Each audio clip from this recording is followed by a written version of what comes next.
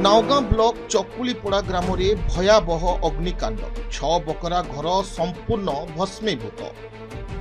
जगतसिंहपुर जिला नावगां ब्लॉक अंतर्गत जामुगां पंचायतर चकुलीपड़ा ग्राम में गतकाली विलंबित रात्रि में भयावह अग्निकांड घटिथिबा नै सूचना मिली।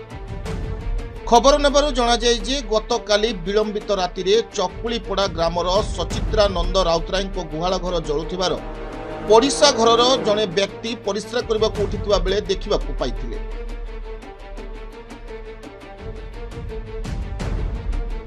से संगे संगे ग्रामवासी मानकु डाकिबा सहित नावगां अग्निशम विभाग को सूचना देइथिले। खबर पाई अग्निशम बाहिनी एवं ग्रामवासी घटनास्थल में पहुंची निया को आयत्त करथिले मध्य सचित्रानंद राउतराय एवं प्रदीप्त सामंतराय 6 बखरा घर समेत समस्त आसवास पत्र एवं गोटे बाछुरी पोड़ी पाउंस हो जाइथिला।